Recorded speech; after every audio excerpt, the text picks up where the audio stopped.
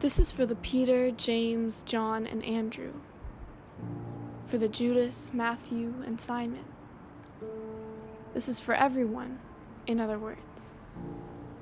Everyone who has been as doubtful as the 12 disciples, even as they drowned in the presence of God that could lead them away from the enemy's stormy waters. This is for us all.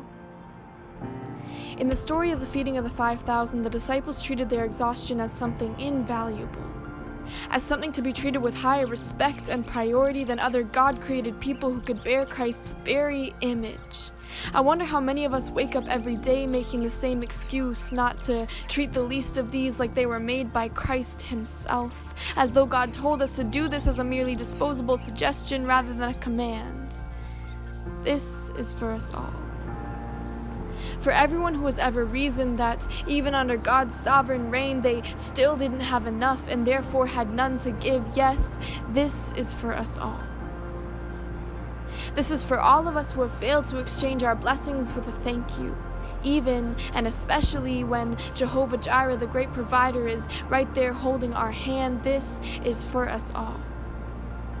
I wonder how the disciples felt after they said these things, reasoned these things, excused themselves of any responsibility because of their lack. I wonder how they felt when they saw the same breadcrumbs they'd called insufficient overflow 12 baskets of bread and feed almost 500 times the amount of people they said it could. Did tears of gratitude, like yeast, rise up from their hearts until their eyes, like the baskets, were spilling out the overflow? I wonder how ignorant they felt, for making the assumption that the one who had imagined up and brought to life all the earth, the one who designed every natural system and spoke into existence the very air we need to breathe, did not have the power to provide. Were they faithless? Do we mimic their faint, untrusting reflection by doubting that our modern-day bread baskets can be filled sufficiently?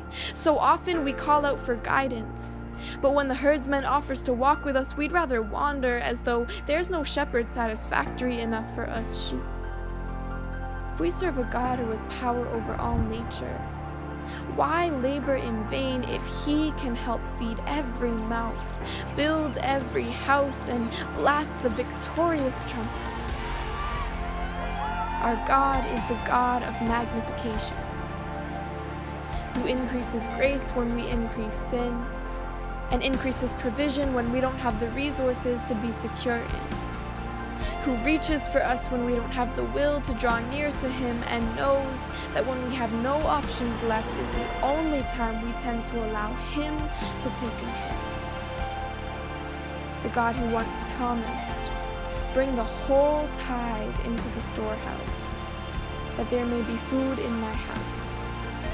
Test me in this, and see if I will not throw open the floodgates of heaven and pour out so much blessing that you will not have enough room for it." Our God is the God of blessings that overflow, who takes our almost empty jars and returns them with no room left. The God who has said, "Honor the Lord with your wealth, with the first fruits of all your crops.